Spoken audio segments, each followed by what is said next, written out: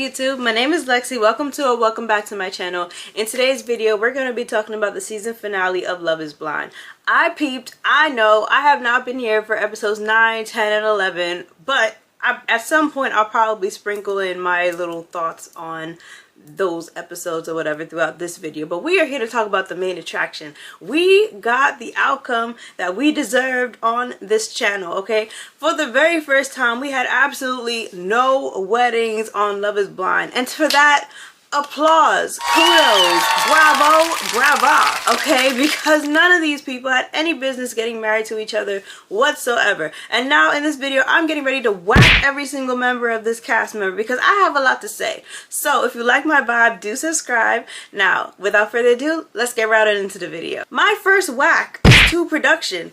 What is happening in Denver? What is happening to the budget? I feel like Love is Blind said, you know what, you didn't give us any weddings. We're not giving y'all bachelor and bachelorette parties. Granted, I don't usually like the bachelor and bachelorette parties, but it is something to commemorate the moment about what we're about to, you know, you're about to get married. This is your bachelor party.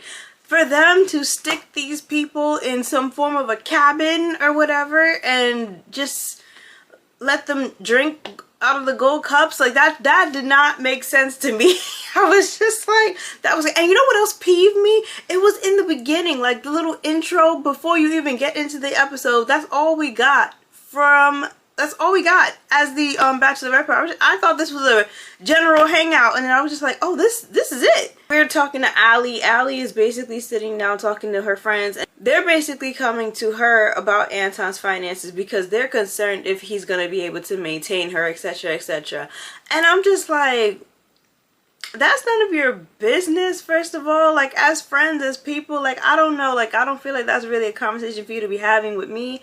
However, it also gives that Allie has probably been spilling tea to these people about what's going on because she had to say, you know, he makes good money, yada yada yada, but obviously he doesn't make the money that she is trying to have. This girl is trying to be put up since that $10,000 ring comment. We knew what type of time Allie was on, okay? And Allie is sitting down here talking about she wants to be put up. Mind you, in her daily life and how she takes care of herself, this girl is not cleaning up after herself. She's not cooking. She's not cleaning. She's not doing anything domestic.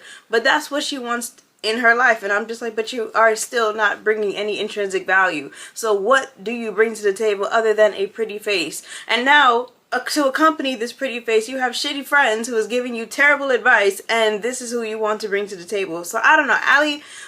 Allie was very unserious as a contestant altogether, so I have never really been team Allie as is. She's over here trying to convince people that she really loves Anton. I'm just like, it's been over for Anton for some time. Since the whole drinking, since the friend in the bathroom, all that stuff, like Allie pretty much was tallying up the moments, and I'm surprised that they even got to where they got to. Sparkle Megan.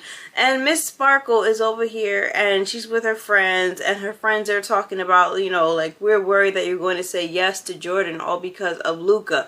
The friends are saying the thing that we've all been saying this entire time. The only connection between these people is Luca and diabetes. We have not heard a lot about them as people, as what they like, as their passions, as what they want to establish for themselves. We're not hearing any of that. We're hearing Luca this, Luca that. The way this child was mentioned in every scene, he deserves a cast member check at this point in time. Another friend was basically saying how, you know, you could go through with this and then you'll have an amazing family, you know, one where she has children and then she could also include Luca. Like, it'll be a whole blended family, and she is excited about that prospect for her friend. But Megan just looks very pensive, so I was just like, I don't think that that's really what Megan is looking like right now. And at this point in time, I was also just like, all right. A couple of episodes before, we've been seeing them having a little bit more issues. Like, we've been seeing how Jordan, you know, he started off in the pods really bubbly, really like energetic, very charismatic, and along the way throughout the episodes he just became a lot more docile or a lot more like disengaged with Megan.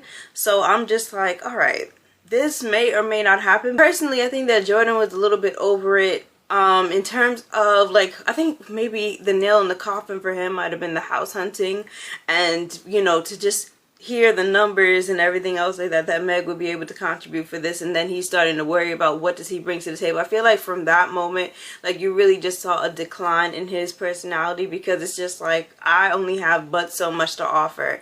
And this brings me back to episode 1, because when he first initially talked to her, he wrote her off because he knew that the aesthetics was not going to match with these people. And I thought that was such a phenomenal question, but I also was just like, Jordan, if your aesthetics don't match, that means that a lot of your life are just not going to be compatible. Like, that's a very realistic thing to take into consideration before you are joining forces with this other person. If you do not match their aesthetic, or you do not match what they're looking for or whatever, then you're going to always be in a place where either you feel like you have to catch up, or you're going to feel like you are just deficient. And that's never a feeling that you want to have when you're in a relationship. So I always felt like this was going to be a contentious point. But I think that what made Jordan stand out to Megan, and me as well, was the fact that he still brought personality and charisma to the situation. And the fact that he kind of like fell off of that to the point where she had to then ask him, you know, for conversation, ask him to tell her about his day. Like, she's asking the man for basic, you know, cohabitation behaviors or whatever, and he kind of is just like, you know what, I come from work, I just want to chill.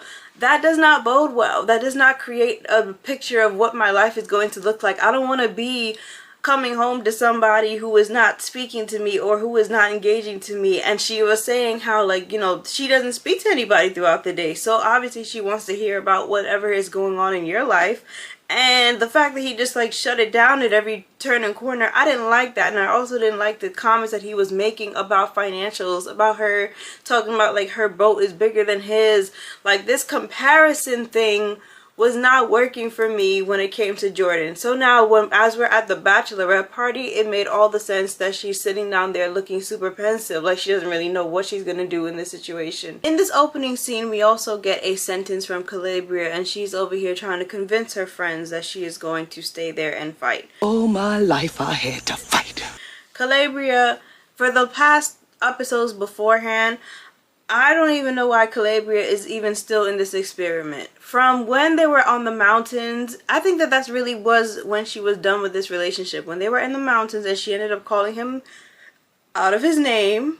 You know, like, I think that that really was her turning point, where she was just like, I can't do this. What that moment demonstrated was the fact that you're going to honestly always be in a position where you're going to have to coach this man in terms of what you want, coach this man in terms of how to apologize, coach this man and in terms of like how to be a man or whatever. She was upset when they went down to the snow buggies and stuff like that. She was saying how he was ignoring her, and I don't know, we don't know how this was going on, because she's saying how he's a one way on camera and then another way like in person. I think that that's obviously a red flag that would call caution for anybody, because I'm just like, I need somebody who's going to be consistent. I feel like Calabria is a very unserious character, and I am very much so off the KB train, especially by the end of the episode, which I will get to later. So I think we flash over to the boys real quick, and all we pretty much hear is this soundbite from Anton, and he's saying that he's getting ready, that he's gonna marry Allie or whatever. Like, he's basically gonna say yes. One thing though, for Anton, it was revealed that he was a truck driver, and I thought that they said that he was in like traffic logistics or transportation logistics or something like that, and I was just like, you're a truck driver? Like, what is this? Whatever. Anyway. So after that, all of a sudden, we're at the weddings. So now we're going to go over to Allie and Anton. Allie and Anton, we're going to skip through the fluff of this ceremony. As Allie was getting ready, Anton's mom came into her suite, and she was over here talking so wonderful to this woman about her son and the fact that she did such a good job raising her son, and just really, you know, praising Anton. Why the fuck you lying?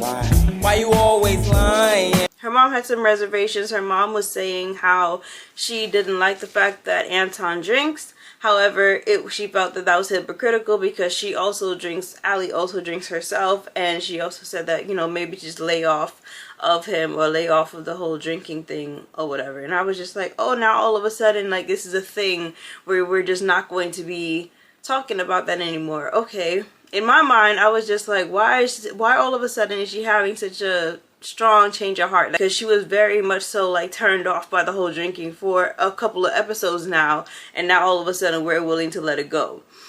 All right, strike one. She gets ready and she's getting ready to walk down the aisle. When I see her walk down the aisle, and her face was giving constipation. It was just giving prime time constipation. I knew right then and there that this lady is going to get down the aisle and say no to this man after talking to his mom so sweetly. Oh my God, stop fucking lying. Her family came out, her sister that she was beefing with came out or whatever, and she came and give her support, her ones and twos, yada yada, whatever. So these two people, Anton, he gets up there and he recites his vows. You know, he took some time because obviously he said that he was going to say yes to the situation. Allie says her ones and twos, but then she throws in this line about how, oh, well, you know, we have enough information to make the decision that we need to make today. That did not sound like somebody who was going to say yes. So in true fashion, Anton says yes, Allie says no. And I was just like, Allie, you are raggedy. You raggedy bitch. And you deserve to be drugged up out of here by your hair. And I was so happy, not happy, but I thought it was so funny, like when one of his family members was just like, you know, what a cold-hearted bitch. And I was just like, yeah, honestly. Because I just don't feel like, don't bring somebody through all of this if you know that you're not going to get married. It's been over and up and stuck for Anton for a minute. And after all these pleasantries, she pretty much just said that he has not been the person who I experienced in the past. It's accurate. Anton has not been the same person in the past. And this is also like goes back to my beef with the editing, if you watch my first episode review. But I have an issue with the editing because, especially for Allie and Anton, they got engaged episode 1. We really didn't have a lot on their story, and all of a sudden we just got like montages, and all of a sudden they were just engaged. We don't know what their conversations were.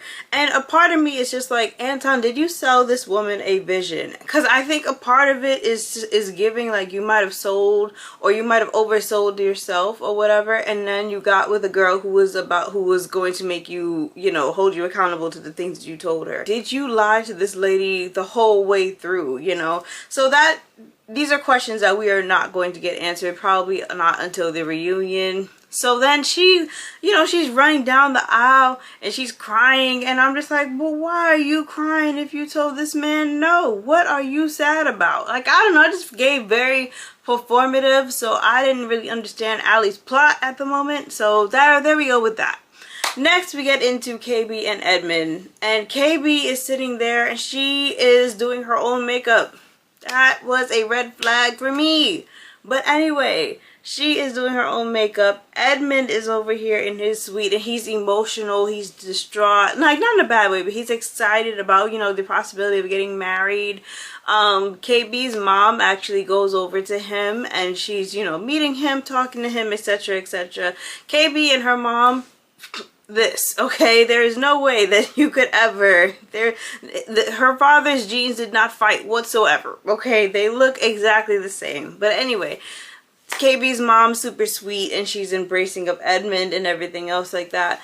Then we get this scene where we're finding out that Edmund's parents are not there. So the mom that was already a little sketchy since when she came to visit them in the apartment, she is not there. And I'm just like, why are you not there? Talking about she had some other things to take care of. What is more important than my wedding? So that was already a flag. But what was so sweet was the fact that we saw his teacher, the teacher who he said saved his life in like 5th grade. And for her to have still been a constant for him all throughout the years that he's like grown up and everything else like that. Like, I think that that's really, really, really amazing, really dope. Like, teachers have such an important role in this world. Like, teachers are so impactful. Like, there's always certain teachers that just stick with you, no matter where you are, what's going on. Like, my favorite teacher was like Miss Richards, my 7th grade teacher, and she was just she was just phenomenal. Like, you just never knew what you were going to get when in her classroom. All of my teachers have been fantastic, but there were some that just were you know, you just carry pieces of them in your adulthood, and I love that. So it was really, really, really touching to see like his 5th grade teacher come out and support him and be there for him, because she technically has taken on the role of mother to him. She made sure that he was fed, she made sure that he, you know, he was taken care of in school, like people looked out for him in school, talked about his energy level and stuff like that. So then we kind of find out like back in the day, like even though he might have given his teachers hell, you know, with behavioral like patterns or whatever, he still essentially was so loved and so adored by everybody else who came in contact with him. And I don't know, hearing that story, like, it just really made me look at Edmund a lot differently. I don't think that I've never been anti-Edmund. I've always just said that perhaps this might not be the best experiment for him in the situation. But I think that Edmund is a person where you come in contact with him, and for sure, for definite sure, he is going to make an impact on you. Whether it is that you're going to just learn patience or learn whatever, like, Edmund is going to be someone that you never ever forget. So with that said, I'm going to go into the rest of the wedding. Edmund gets ready, and I was so happy that Edmund didn't go with that pink shirt that he was trying to wear at the tux fitting. I was just like, what is happening? Like, don't wear that. But I was happy to see that that did not get put on, but I was sad to see that that pick was still in his head. I don't know if that pick is supposed to be like a support pick or what, but this pick is just like part of the uniform at this point, and I'm just like, all right, whatever. I was so surprised to see that it actually made it down the aisle. But anyway, KB comes down the aisle, and you know, pleasantries. Edmund's vows is very much so like, I love you, I love you, I love you. KB expresses herself as well in her vows, and then you get the final question. Edmund says yes, and then KB, she doesn't say no, but she's there, and it was a really long pause, and she's fuddling, and then she makes a face, and then she kind of starts to cry, and then he lets out this sigh of pain. I'm happy that she said no, because obviously you two have no business being together whatsoever, but I'm also very disgusted and very turned off by the fact that we watched this entire story for almost no reason. You know, like, all we sit down here, all we saw was the exploitation of this young man, the exploitation of this man who probably genuinely just wants to get loved. Like, it's very understandable why he had to sign up for a program like this, because, you know, people would see him and people will see how he acts, and you're not really going to take somebody like that seriously.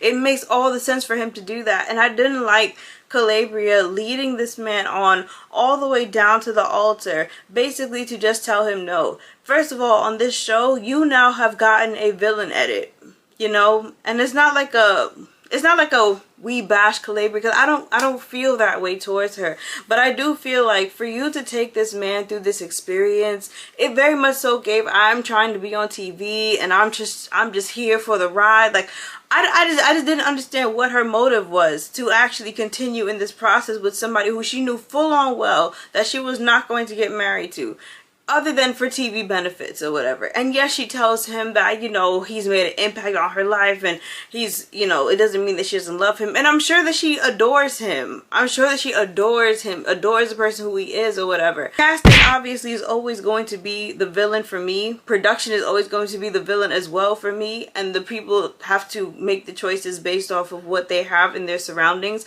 But for KB to make the choice that she did, and for her to just like drop it the way that she did, like, Edmund didn't deserve that. And I think that Edmund very much so needed to have been talked to the side at home privately, where he wasn't going to be publicly embarrassed that way. After everything is said and done, all we saw was Edmund really spiraling and really having to think and conceptualize what's going on. Him sitting down here talking about how difficult it's been for him to connect, how difficult it's been for him to accept that he's the only one who's not married, like, for how difficult it is for him to like establish nesting or like establish his next steps, etc., etc. Like, it's been hard for Edmund for understandable reasons, and I just did not appreciate I just didn't appreciate this entire experience that Edmund had. I didn't appreciate the experience that KB had to sit down here and sojourn through. I also have to whack her because I'm just like, you could have said no. You could have said no multiple times throughout this process. You knew what your outcome was going to be, and there's no reason why you had to continue on to this path. You have all autonomy in any situation whatsoever in life where you are able to decide what you want for yourself. There is nothing that Calabria could do to convince me that she did not do this just for an opportunity and a bag and etc, etc. Like, there's no way. I'm not saying that it's obvious and clear why they would not work. It is, but it very much so could have been determined for multiple points throughout this process. So there's nothing that Calabria could say to me that's going to convince me that she was actually considering, or that this was actually a difficult decision for her, or, you know, it just there's nothing that could be said to me that will make me change my mind towards that. I'm not trying to make her, like I said, I'm not trying to make her a villain, but I am trying to hold her accountable because we didn't even have to go through this route. Now next, we get Sparkle, Meg, and Jordan. These people are in the apartment. What is going on? They didn't even go down to the ceremony whatsoever. So now we're finding out that these people are sitting down here, and Megan was panicked and struggling, and, you know, she wasn't feeling comfortable all day. And we come to find out that these two are not going to get married. These two are not going forward. Megan, her excuse was kind of just like, I underestimated being a stepmom. I underestimated certain things, blah, blah, blah, blah, blah. And Jordan is just like, I can't sit down here and whack Jordan, because Jordan was honest with this lady from since the pods. He said what his situation was. He said that he is not as financially equipped. He said that he has a son. You knew what the cards that you were dealt with were going to look like. So it's like, you knew all the information, and to underestimate yourself that much is insane. So I'm just like, I will whack her for that, but I also will whack Jordan, because you don't sit down here and take somebody like Megan and expect to shrink her down to your level and think that that's going to satisfy her, and then she's just going to sit down here and just be okay not having conversation, not having basic needs be fulfilled by her partner. And this is the issue when you bond with somebody over the fact that your kid has diabetes. I didn't like that whole focus that they had on Luca, and even before she met him, talking about, oh, like, I love him. How do you love somebody you didn't meet? Like, it's just like, this is it very much so gave projection. I didn't like the family projecting on this child. I didn't like her projecting on this child. Everything she did was with Luca in mind and everything else like that, which is wonderful. You always want to have a partner who is going to dote on your child, who is going to accept your child, and I love that. But also, it's just like, you don't know my child, you don't know my situation, you don't know what's going on. Like, why are you making it your business to be so super hyper involved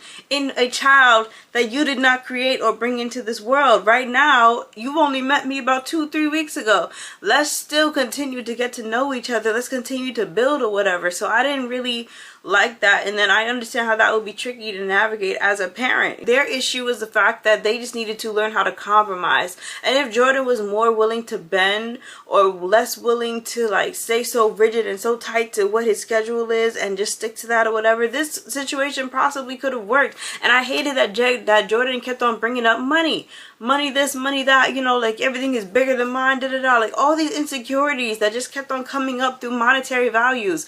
I hated that for Jordan.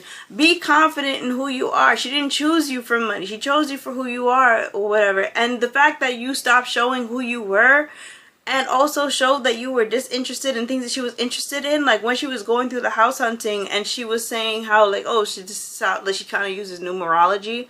Although that was also an awkward scene, because it was like, why are you going house hunting without me?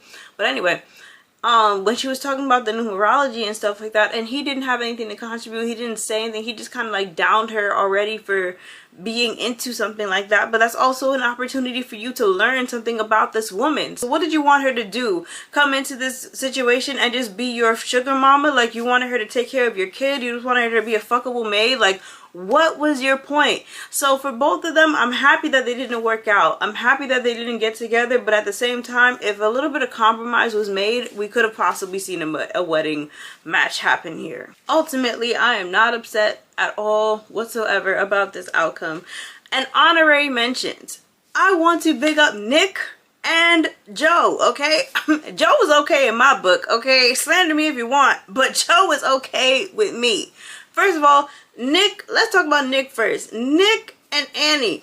When Nick laid down the law on this crazy woman, when she was acting up in Mexico, he said that cannot happen again. She goes down to the pod squad situation or whatever, and she was over here throwing it at hissy fit because that man was talking to Kate, and she didn't like that, and then she wanted to proceed to ignore him and be all like, and just be icky or whatever to the man. And then when she goes back to the apartment, all of a sudden she's doing weird stuff, talking about more please, giving more kisses, like just, you know, starting up and drumming up an argument for no reason. That man was sitting out here trying to eat his chalupa and mind his business. And here she come with her insecurities, with all of her doubts, with her drunken rants, after he said this cannot happen again. So now the next day we reconvene with them, and for him to lay down the law and say, listen, marrying you does not make me happy. It's not a thought that makes me happy. She said, you know, you can't force me to marry you. You can't make 1 + 1 = 3. She said, watch me. Annie, ma'am, please. Please. Okay? So I was very happy to see that this lady was getting the response that she deserved. Annie came to this experiment and she was just ready to marry any old body. I'm from around the way. I'm leaving with something. Anybody she could find was going to be her husband. And I'm just like, that level of desperation needed to be studied. Then she was over here talking about some, oh, like, you're going to regret this. Girl, no, he's not going to regret this. First of all, he's gay. And there's no way that he's going to regret any of this.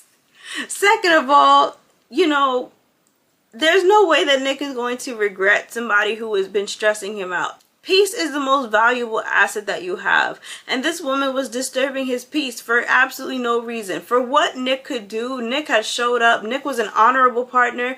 Nick was somebody who was just like, if you need XYZ, let me show up for you in this way and let me see what I could do. Once you continuously show up in a pattern that is obviously going to be displeasing to him, yeah, I love the fact that he stuck to his boundaries and said, this is not going to be acceptable and I'm not going to go through with this. Go off and be happy. I hope Annie goes off and finds herself some therapy and calls that a day.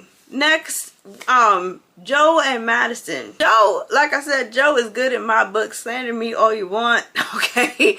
I think the only thing that I have wrong with Joe is the fact that he went to the dress fitting instead of having the conversation with Madison in home and just letting her know that, hey, this is probably not going to work out the way that she wanted it to work out. Instead of having her go through the whole like dress fitting, etc., etc. experience. Like, don't do all that and then all of a sudden just be like, nah, I don't want to do this anymore. So I think that he very much so could have given her that heads up. However, Madison did not do herself any favors.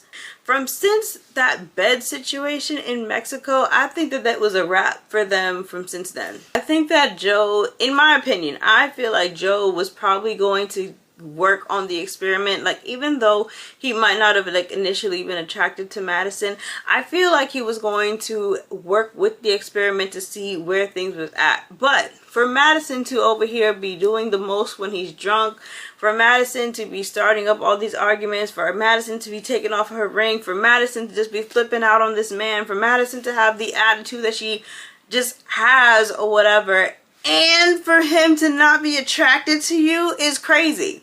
I'm sorry, it's crazy. If you are going to be ruining his peace, ruining a whole lot of other things, like, it doesn't make me feel like, damn, like, let's pick up our pitchforks for Madison. She was annoying for me to watch as a viewer. She was annoying for me to sit down here and just be like, yo, Madison, shut up.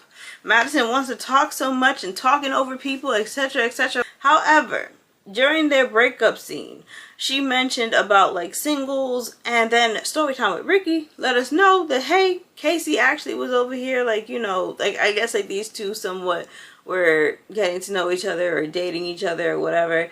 So that part is shitty. Not gonna hold you, that part is shitty. So I will whack him for that, but I don't think that that was really a huge contributing factor to why things with Madison didn't work out the way that they needed to work out. Madison was doing entirely too much. This entire season, Madison was doing entirely too much. And after there comes a point there just comes a point. Even in their breakup scene, she was over here just like, you know what, you're never gonna sleep with me again, you're not gonna hug me again, you're not gonna have these moments with me again. When a man is breaking up with you, I'm pretty sure he already considered all of those things and still said this is still worth it, you know? And that's when you can't be over here throwing your body, throwing your coochie, throwing whatever. Like, you have to sit down here and take that as there's clearly a deeper thing that is wrong here that I need to work on, and just take it that way and move on about your business, because it gave begging. It very much so gave pick me and stay with me and beg, and I'm begging and pleading or whatever. Don't subject yourself to that. He's just not your person. He's not your person. And he said as much. I can't be mad at somebody who is going to be honest. Like Madison, I do wish her well, and I do hope that she is going to have a better update for us at the reunion. I saw that she lost a little bit of weight. She looks amazing, so we're happy for that, you know? And that is the end of season 9. So this has by far been my favorite episode of the season. And that's where we're at with that. So drop down in the comments and let me know your thoughts. Next week is the reunion, and then we are finally all wrapped up when it comes to Love is Blind. We'll see where the next city is going to be, because I hope that it's not going to be in another boring city to city, so at least we can see them do some fun stuff. Thank you for joining me. Drop down in the comments, let me know your thoughts. I will see you in the next video. Mwah! Take care.